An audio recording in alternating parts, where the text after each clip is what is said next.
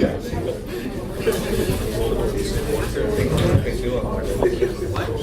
thank you for coming after this technical problems. We are here. Fine, thank you. Welcome to the camp and thank you for attending my session. The title is kind of how to keep Drupal relevant in the Git-based API-driven CMS era. Okay, well, let's start with this. Feel free to tweet about it. Okay, my name is Jesus Manuel Olivas. You can find me as JMOLIVAS on your different social networks. Like Twitter, GitHub. I'm a nerd, so GitHub is like a social network for me. Drupal.org, and this is my blog. Okay, I work for as the head of products of WeKnow. And this is not moving. Yeah, well, and I'm from Mexico. I'm born in Mexicali, a little tiny town in Mexico. It's just a border with Calexico. If you get the names merged, you can see from Mexicali is from Mexico and California, and Calexico is from California and Mexico. Mexicali is the Mexican side, California is the U.S. side. The Calexico is the U.S. side. So it's kind of twin cities, even with the names. And again, as mentioned, I work for WeKnow. We are fully remote, distributed company. We mostly do Drupal. We're starting to work with other technologies, like a lot of JavaScript tools lately. We have people from a couple of guys a couple of people in US, and most of the teams spread in Mexico and Costa Rica. Costa Rica is the country where the company started. We also have people in Argentina. We're missing the flag. Sorry, Gerardo, if you're listening to this. And Guido and Matthias. And, one of my business partners living in Australia. He's at the south of the very south. Not only Australia, living in Hobart. And we have, I think, two people in France. And again, we started as a full, Drupal-only shop. We're moving into different directions since probably 3 years ago. We're doing a lot of JavaScript tool, development, React, most of that. Gatsby, which is my new love now. And we also do a lot of DevOps work as well. Let's start with this. We also take care of contribution. We love community, we love contributing. So the three main maintainers of Drupal console are within the company. Are some of you aware or used Drupal console before? It's a CLI that allows you to generate, code, Drupal code. We started the project like 4 years ago, something like that. I started as only as a code generator. We started changing it to a full CLI, so you can manage the whole site. Like installing modules, uninstall modules, clearing cache. All that whole thing that you can do with a CLI. It also takes care of generating code and also help you debugging the system. Listing routes, listing all this, blocks and services on the container, all that kind of thing. And we didn't expect this amount of, this reception of the project. Now we have, a lot of download, which is great. If you're using the project, keep using it. Let us know. We can improve something on it. And as I was mentioning, we started as the only Drupal shop. Drupal, and we love Drupal. But the thing when you start working with Drupal, at some point, you cannot love Drupal this much that you want to build. Any project that it's in your hands, you want to use Drupal to resolve the problem. So instead of thinking about what the problem you want to solve, you are thinking in the tool, how to make this tool help you to solve this problem. And it happened to us before. I'm pretty sure some of you probably happens to, as I say. But yeah, and we're seeing how things change and how this start.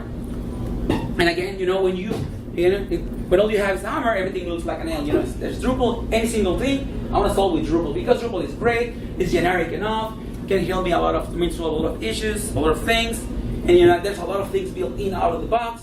And yeah, so this is what it looks like. Drupal, try to solve everything with Drupal. And how does it start? Back in the day, Drupal is like 17, 18 years old. CMSs has about 20 years. Since we have CMSs. When CMS started, back in time, like 20 years ago, even when Drupal was not part of the equation, CMS was the tool used for entering content and rendering that content to publish that data. And that was fine for several years. and it still works perfectly depending on your needs and on, I mean, what's the type of project you are building. But for so long, that's what's a monolithic tool. The same tool used for logging users, entering content, publish that content, and again, it works fine. It still works fine. It's perfect. If that's all that you need, it's totally good. But then, a couple of years ago, we're hearing a lot of let's decoupling. The front end part. Let's using something like particle or atomic design. So basically, extracting all the front end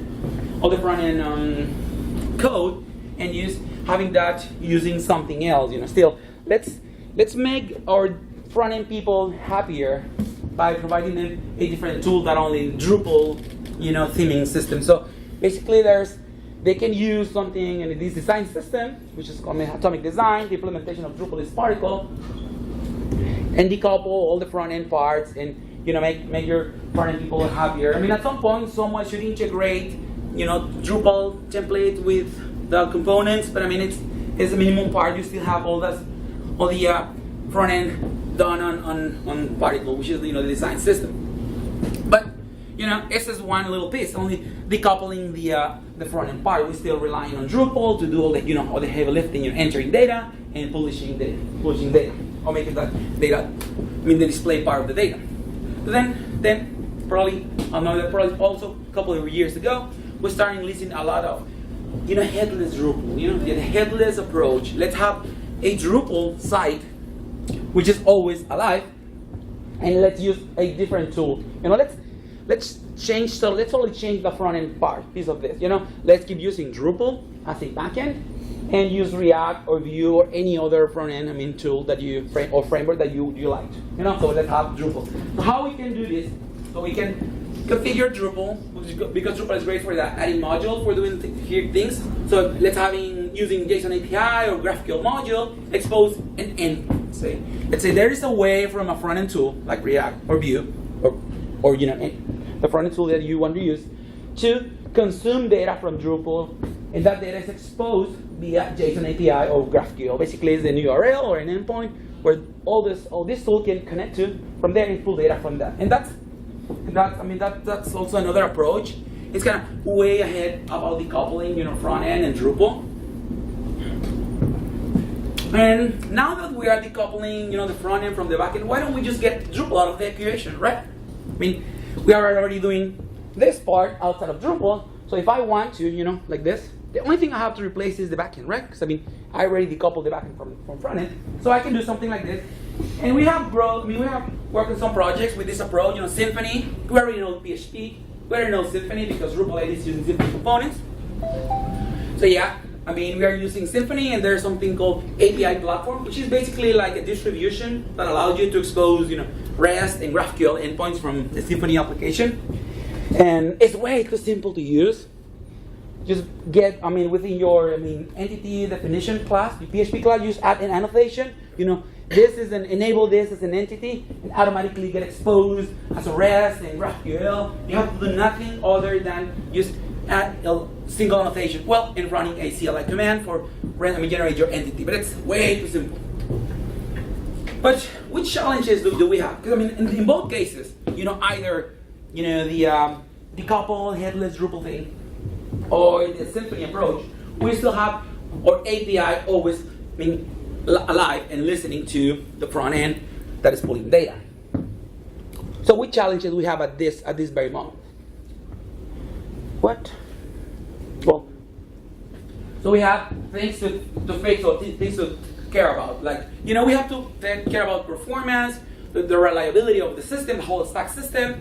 We have to, consider security as well and hosting, So let's talk about these 4 topics and how those topics, get affected by something like like monolithic approach or this decouple approach with the API always listening to. The first thing we're going to talk about is performance.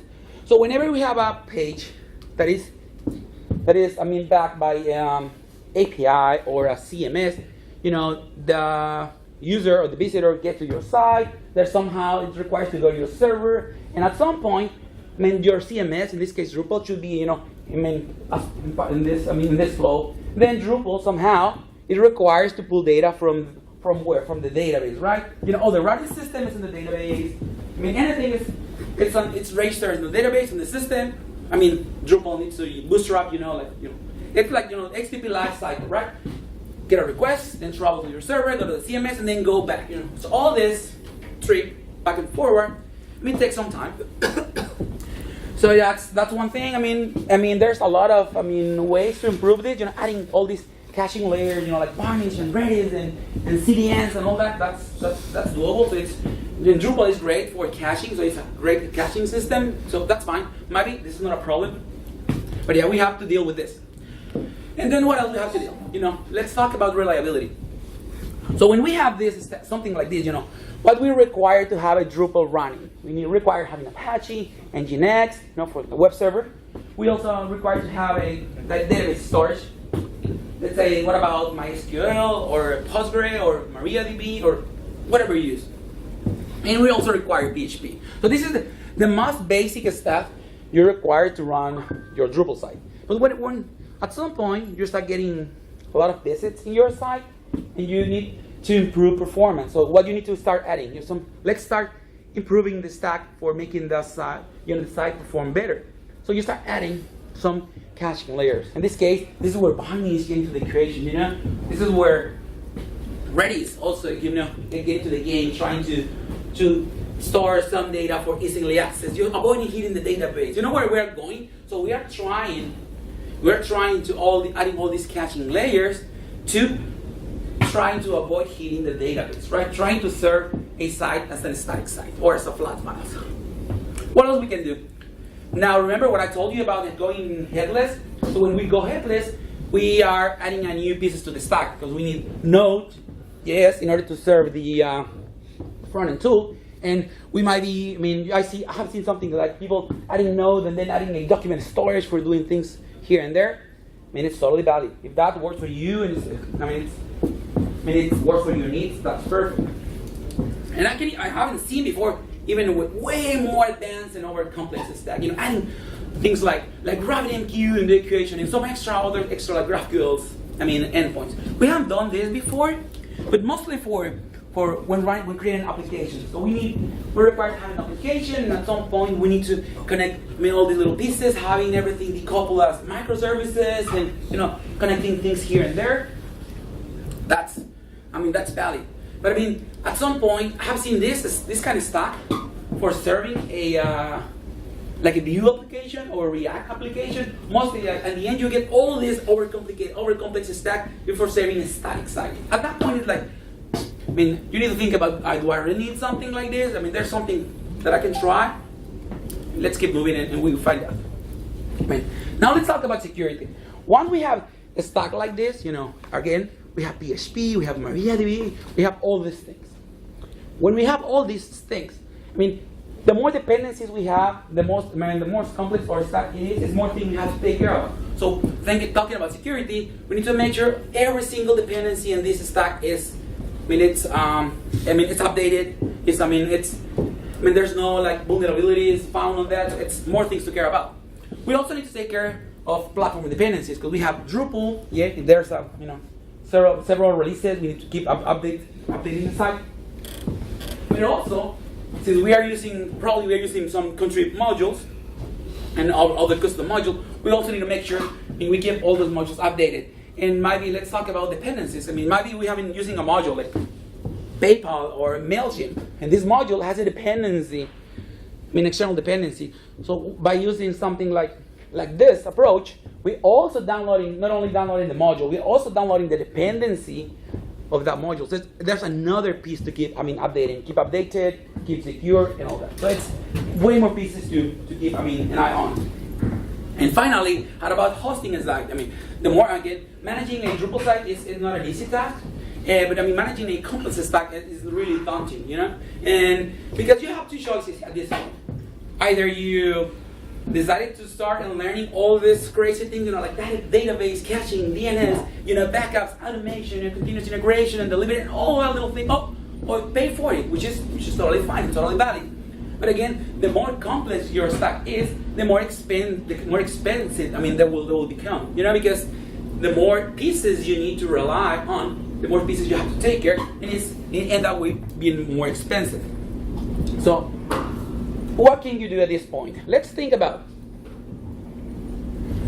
what if I get Drupal totally out of the equation, or even Symfony out of the equation? I want to keep doing the front end on React or Vue, but I want to just get rid of that part. Only for now, only for like 5 minutes. Okay, we can do that. There are tools outside. There are headless CMSs. And those CMSs help you or provide with an interface for doing the content modeling that we can do, similar to what we can do with Drupal. Content types or schemas, name it as you want it. I mean, those tools like Contentful, Graph CMS, Sanity allows you through a graphical interface to create content types and add fields, similar to what you can do with Drupal. It's totally valid, and we keep using React and Vue. Again, as you can see, the only piece we haven't removed until now is the React and Vue.js part, because we love static sites. The reason for loving static sites is because they are fast. They are really, really fast. Because the only thing you need to do to having your static files is just having all those files, uploading into a CDN, and you don't have to worry about security, performance, reliability. It's way more simple. But it's go way more further than that. Let's talk about it. But I mean, at least at some point, let's keep using this approach for decoupling the front end. Anything that we use in the back end is fine. Let's for now focus on that we want to have these flat files on the system. And you know what? Because everything else is new again. I remember when we started working with building websites, like Dreamweaver or even FrontPage. I mean, it's like back in those days, it was like basically working with flat files and you FTP to a production server, or the other one, like it's like so simple to build something. And it was valid. And thinking about all those Git-based things. So let's go back to the basic static files. There are tools like Hugo, Jekyll, and Gabi that allows you to create a website based on static files. I mean, it doesn't require a database, it doesn't require a system, and it works great. But the downside is you don't have a graphical interface to interact with those files. And at this point, I can tell you because we tried and we failed. Try to HR people a repository and try to show them to use like Visual Code or something like that. And add a file, change the file, commit, and push. Ain't gonna work. I mean, maybe for technical people using something like this, it works great. Allowed you to go and hack around with files, commit those files, and push those files. And I mean, those projects has a build process which takes care of converting all those flat files into a website. Yeah. But again, as I was mentioning, using tools like those, I mean, it doesn't provide you with a graphical interface, so that's a pain point. And how can we solve that? How can we provide a graphical interface kind of similar to what we have on Drupal, or kind of similar to what we have on Contentful or all those tools that allows your users to go there and add things through forms, click things here and there, save, it's automatically deploy, and everything gets happen magically. Well, there are tools for that.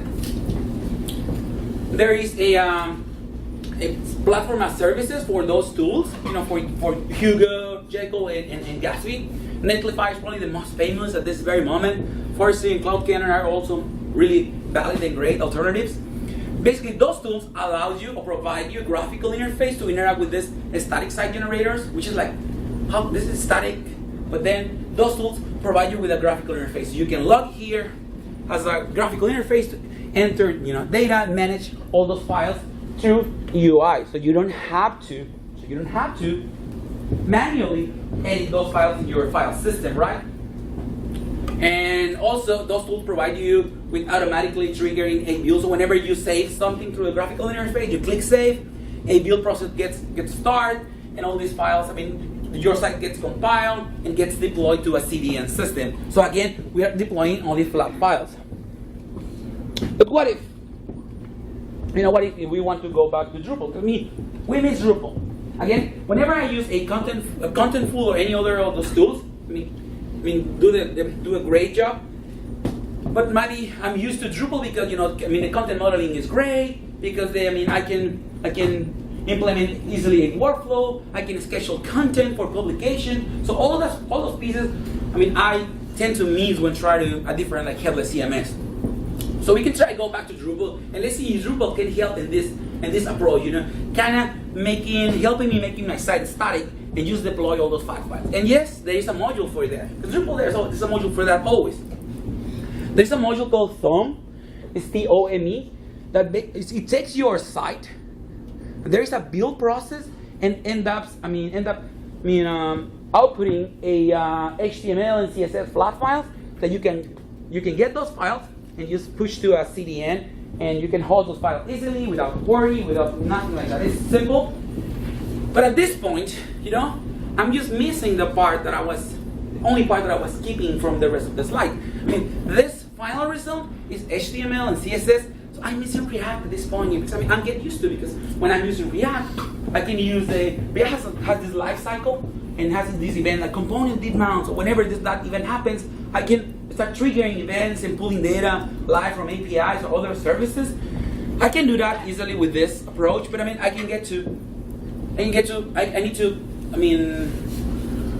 to have this done on a Drupal way, doing how Drupal do this. So let's think about it. If I want to keep using Drupal, but I want my end result to be a static file, what will be my choice? Or choice within the company.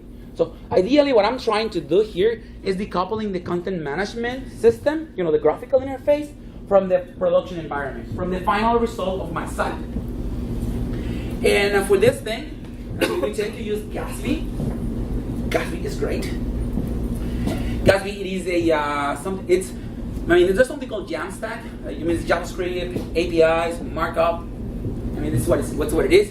It is basically having a static files for your site. So it's kind of what we're trying to talk about from the early beginning. Having your site static, easy to deploy, simple. And if you go to Gatsby site, it's mentioned something like blazing fast site generator for React.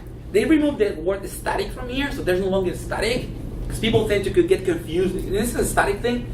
It is kind of static, and also why I say kind of. So Gatsby is a React application. So the final result is a React app. So you can pull content dynamically and rehydrate your components. You can update your page on the fly. So we have something like that. There is a great blog post on the Gatsby website. It's called Content Mesh. Link is here. I will upload the slides and tweet the slides once I'm done, so you can follow those links. I highly recommend you to read this blog post, and it's a 5 post series. But the whole idea is something like this: whenever we have a website, at this point, instead of going to the full monolithic approach, we can do something like this, something that's called a content mesh. And at this point, what we can see here, we have 3 actors, content creator, the developer, and the site visitor. And we are providing each of them a different thing. So for the content editor, we are providing a headless CMS. Again, we can see Contentful here, as I was mentioning, or we can use Drupal as well. So we are providing a graphical interface so our user can enter data. But by using Drupal in this case, we are also allowing them to, do some content structure definition. They can add, they can create content types. They can change things here and there. They can add fields, and then by using JSON API or GraphQL, we can expose those endpoints to Gatsby, read data from that, and I will show you how it looks like. But yeah, we are providing a full, graphical interface system for my content editor, which is the first piece of the content mesh. Then we have the other actor, which is the developer. So in this case, I am providing a modern, tool set for my front-end people, so they can create, websites. In this case, we are providing React. And as a company, I can tell you, it's easier to hire people who know React versus hiring people who know Drupal theming, or not even know. They want to work with Drupal or doing Drupal theming. A lot of people complain about theming. They're like, it's overcomplicated, the render array. But it's what it is. So, I mean, we have to fix at some point in Drupal. But at this point, as a company, it's easier to get people to know React. It's like young people get more excited about React. There's more hype on React than Drupal. And finally, we have the final piece of the puzzle, site visitor. So we are providing a site as a final result, static files again. Then we get those files, we just push those files or deploy those files to a CDN, something like S3 or using Netlify to, so you don't have to carry about it, or any CDN service. And then by providing your site on a CDN service, your site is fast. You might want to get a my Herschel session next, because it's talking about speed and sites. But you can do this, you get, again, the content editor, you provide a headless CMS, graphical interface for interacting with that. You have the developer providing like modern tool set for working with the site. And the final result is a static site that you can easily deploy to a CDN, and then your visitors will be able to have a really nice experience with your site. And again, if you have a lot of traffic, you have to worry about, because it's only flat file. You don't have a database there. You are not hitting anything in the backend. It's just front end. And because it's on CDN, if someone is visiting you from a different geolocation, it will serve the site based on that geolocation, and you you don't have to worry about all those problems at this very moment. So what's Gatsby? Let's talk about a little more about what Gatsby is. So Gatsby is a React application that is something like, this is React app that allows you to consume data from different sources, like a database or a CMS or file system. When I say file system, I mean you can have like Markdown files, JavaScript files, JSON files, YAML files, TXT, anything you want to. So you can have different sources of information that you can use for or consume with Gatsby to produce your site. So what happens in the beginning? So it's something like this. So we replace database by GraphQL endpoint and CMS by Drupal. Let's think about, we have a system, have a site, we have a Drupal site. We can probably have a WordPress site as well, and expose a GraphQL endpoint. We can probably have some file system, like let's say footer and all these things. I don't want to have those data, that information on a CMS. I just want to have it on flat files. It's totally fine. You can even pull data from like Google. There's a lot of plugins. The same thing as there's a module for that on Drupal, there's a plugin for that on Gatsby. So again, it is a tool that allows you to pull data from different sources, then has this build process, and the end result, again, is a React application that allows you to do anything you can do in React. And then you get your end result and push to a CDN. And I already talked about the benefits of using a CDN. How do you start with this? How can I start working with Gatsby and Drupal? Fortunately, we just released a Drupal distribution. It's a headless distribution. So it's mostly a vanilla Drupal core. We only add a couple of modules and some configurations. So we have a few modules, and I will talk about those modules in a few. But it's simple as just go on the project, and follow the steps, and then they will get you a full Drupal installation in your system. We also, if you go to the repo, you will see there's a URL. So we provide an pre-install instance on DigitalOcean so you can play with. And how about Gatsby? I want to use Gatsby, right? So we also provide a Gatsby starter.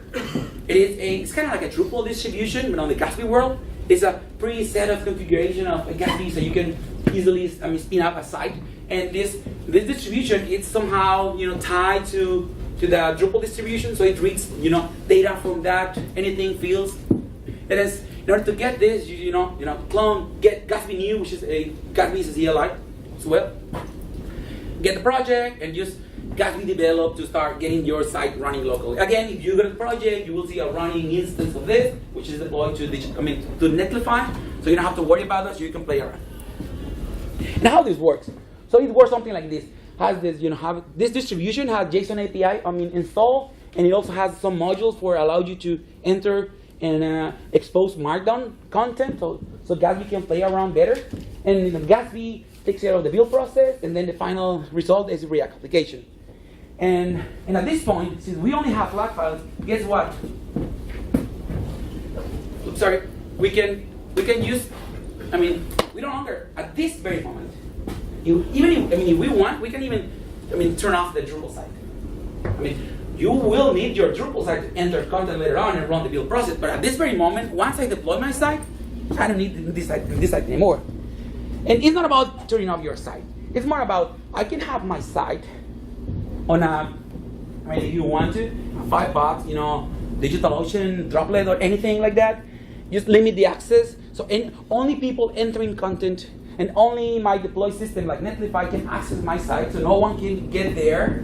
So let's say if Drupal get on happens at this very moment, my blog post site will go and get compromised while I'm here. So I don't have to. I don't have to do nothing here because my site ain't gonna go down because my site it's only flat file. There's no Drupal on my site. There's Drupal on my content management system, but again, it's only limited. So only limited people can access to it, right? So if my Drupal site goes down, it's fine. My Gatsby site is already running. So, but if you want to, you can shut down your site at this very moment. And why is this fast? Again, remember the performance challenge? In this case, we only have a CDN, so we only have flat files. And then your visitor will get your site immediately. And then again, there are some like dynamic pieces of content they will be using, so that's why we use APIs. And my stack get reduced to something like this, like Node.js, only on server, if I want to. Or just deploy to a CDN and I don't have to worry about it.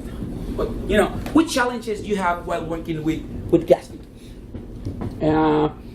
First thing, Gatsby plays better with Markdown, right? Markdown content, because Gatsby was created for manipulating Markdown files. It has something they call Markdown remark, which is a kind of build process or conversion process from Markdown to HTML, kind of like Drupal, WYSIWYG thing, the text filters. So you can add tags or links to that Markdown and gets converted into things. So in order to help you, so there is something called Toast UI editor, and so we like to contribute, so we grow the integration with that. So you can use that, and all these modules, either the editor and the build hooks, are pre-installed on the distribution, on the Boina distribution that I've showed you before. But those are already on the Drupal side. But also, if you really want to take advantage of Gatsby, which is like the image pre-processing part, you might want to use this Gatsby Remark Drupal plugin that we also grow. Again, we love contributing, and during the process of investigating this, we found there are some pieces to improve, so we decided to invest all the time and fix all those. Again, so your challenges at this point, it's basically just learn React and GraphQL.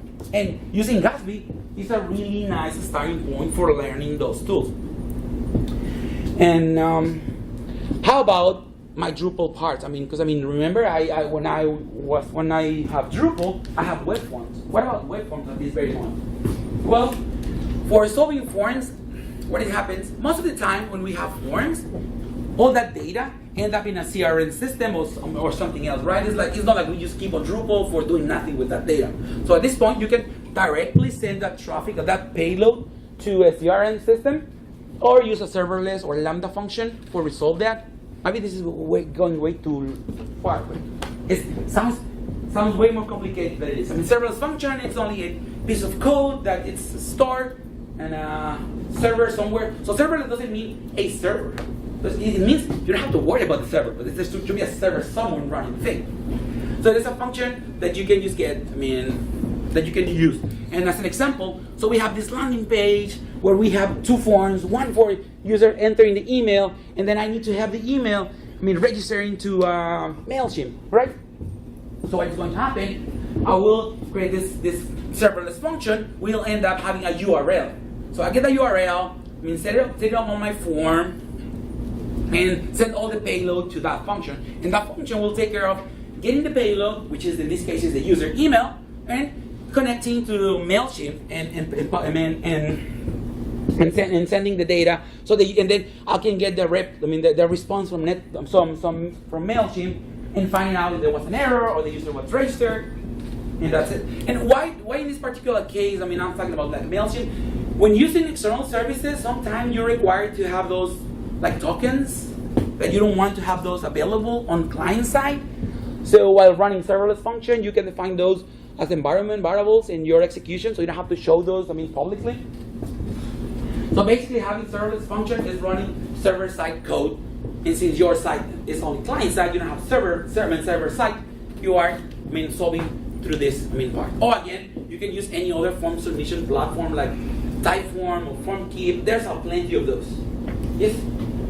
So who's rendering the web form? Is that? The form is rendered on React, but the submission action is pointing to a serverless function or to a CRM. So we are not using web form's own rendering? No. Okay. There's workaround for still doing that, creating the forms within Drupal and then using React for rendering all that. It's doable, but yeah, it's easier to go there and create a form HTML. You don't have to deal with that. And how about commerce? Well, there are tools for that. I've been following commerce and Drupal commerce, and they are really working hard on having a headless platform. But there are also tools like Shopify, Salsify, sometimes it's called PXM, which is Product Experience Manager, it's kind of CMS, but for headless products. So you can use those tools as well. Those tools expose an API that you can use with Gatsby and then render all those product pages. But then since we are using React, so since we are using React, when the page gets loaded, can go back via API and connect to those systems, to your headless, commerce system, and find out about inventory or stock, right? So that's how it's great about using React. And comments, you have these queues, and you have plenty of tools for doing that. You can even use serverless function to get content and somehow store, whatever you want to. But for doing something like comments, this queues is just great. It's simple. It's free. It's full of ads. Just make sure you uncheck those ads boxes. And again, by doing this approach, what is gone and what we keep using? At this point, sorry, but Twig is gone since we are using React. And it's gone. And maybe you spent 2 years learning Twig, but it's gone if you go this approach. But unfortunately, the render array is gone as well. So you don't have to worry about that. Team preprocessing, anything that helps you to display data, it's probably gone. You can still use views and expose their end result as JSON, but ideally, since you have GraphQL on development mode with Gatsby, you can go that route. And what would be a good reason for keep using Drupal? Again, data modeling is great in Drupal, content type, fields, content editor capabilities, managing revision, multilingual site, moderation, content scheduling. What is something that Drupal is great for? You can keep using path auto for adding the aliases, and we end up having a lot of great experience using site settings module. We have a questions for the right? Sorry about that. And so expose data, with the JSON API. It's only one slide. And again, most have plugins for Gatsby. Gatsby store Drupal, the one who connects to Drupal from Gatsby and get data. Gatsby Remark Drupal for rendering your images. Transformer Remark, the one who helps you to transform Markdown into HTML. And you have external links, kind of like quick links, or what was no external links, and the Drupal external link, what's the name in Drupal? Kind of similar. So anything that is external gets converted into external links, so it opens in a new tab page. It's kind of, one big thing that I find out about Gatsby, the guy who wrote Gatsby, he was a Drupal developer. So he got a lot of things from Drupal in the Gatsby. He's basically like, a little Drupal JS thing. And again, what you need to think about and how to keep Drupal, again, answering the title question, how to keep Drupal relevant. Well, you have to choose the right tool for the job. If you're fine, if you don't need something like decoupling, going the route, maybe using Drupal out of the box as it is, like, using Layout Builder as new Lulabot site, it's just great and works beautiful. You still have to, at that point, worry about the complexity of the stack probably and all this caching system, and it's totally fine. If you can deal with that, you can use one of the platform as a service hosting providers, and that will fix that for you. So you don't have to worry. You don't have to worry about paying them. That's another story. But if it's might be building something like a headless thing, like my site doesn't require to communicating with Drupal again, other than doing content entry and having a build process, then Gatsby is the right solution. Maybe not even Drupal is the right solution. So how to keep Drupal relevant? Well, probably keeping an eye on trendy things, like Gatsby and React and all those. Getting off the island, which Drupal is doing a great job on Drupal 8, introducing Symfony components, kind of going out of, getting off of the island. Another way to keep it relevant is trying different tools, maybe going out and explore new things, let's try all those headless CMSs, like Contentful, and have a different experience, seeing how all these projects resolve a similar problem or similar issues we have on the Drupal world can give us a different point of view how to solve things. I've been in Drupal world for like so long. At some point, I've been quitting and going back to Drupal several times. Not quitting like I don't want Drupal anymore. It's like I'm getting bored out of Drupal. Let's do something else. So I moved to Symfony and I grew Drupal console. And then Drupal decided to use Symfony components. So I'm back to Drupal. And then kind of like this. Then okay, I want to try something different. I'm gonna go the React route and just start building React application. Found Gatsby. Gatsby's great. I'm back to Drupal again because I can use Drupal with Gatsby. So just kind of try following all these trends and just get what's. It doesn't mean that we are going to follow each one of those. Just try those tools. Build prototypes, finding what will work in Drupal and try to implement or bring back those to the community. And well, I think that's all I have. Again, you have questions. We can probably take some questions. Probably right now or probably.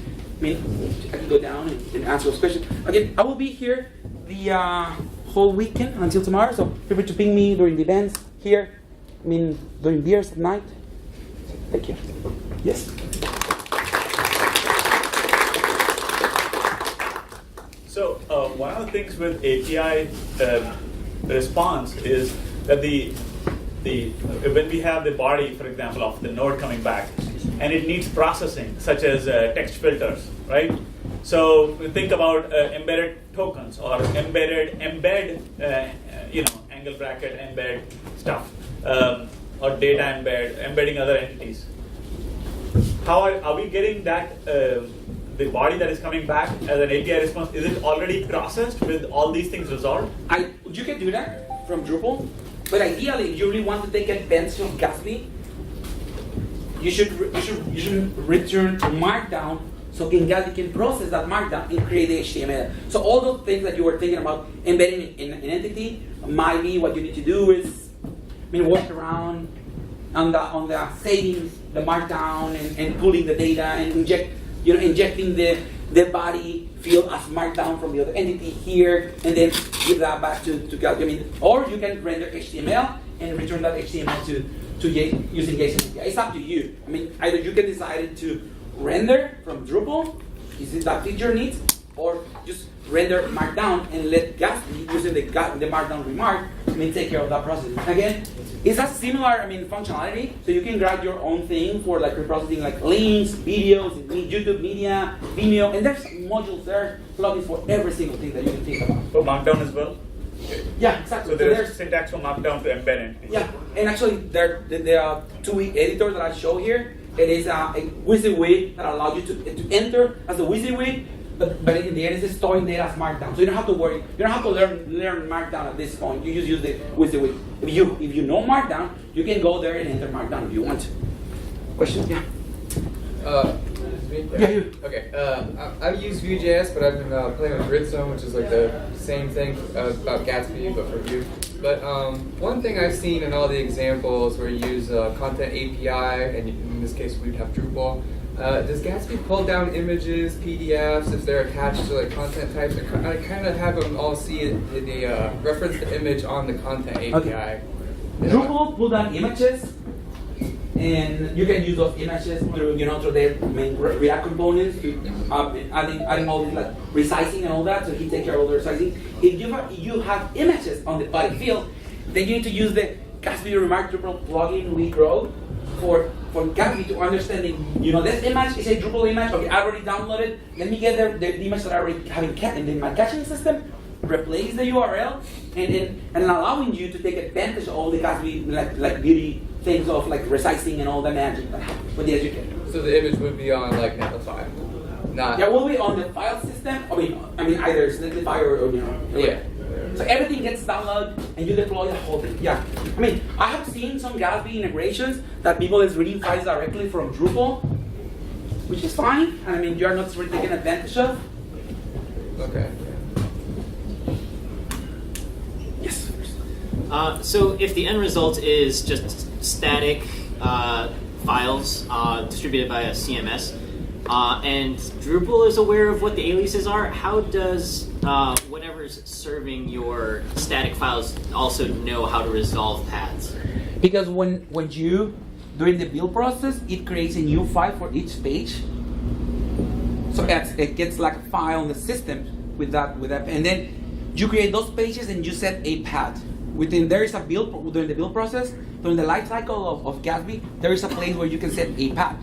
So in this case, we use the path out of system, and we read that path from using JSON API. So when we create the page, we use the same path that Drupal, set for that page. And you can also get all the alias redirection and create a file for Gatsby, so he can read all those redirections for you. If you change a node, sometimes get a new alias for you. You can also pull that data from Drupal and create all those all that redirection, so Gabi is aware of that. So earlier you had a slide up where you listed a bunch of third-party, whether it was forms or discus for comments, things like that. Were all of those open source? Am I going to have my clients now dependent on third-party apps that they can't manipulate, control, that might lock them into something? Most of those are not open source. They are like free tier or free layer. And I can tell it's not that hard to write a serverless function and store your data somewhere like MongoDB or Firebase or somewhere else, and store all that data so you can consume later on if you are afraid of that kind of thing. What the fuck? I didn't show you. Any more questions? Well, thank you. Again, for coming. Thank you for attending the session. Feel free to ping me or asking for a card. Yes? Yeah, just a quick question. With your, you've done a few Gatsby projects, right? What's the longest build time? Is that, It just depends on how many images, how many nodes you have. what's the short and the long one? It's a matter of minutes. It's shorter than running composers. Okay. I hope that last thing didn't get recorded. The composer thing.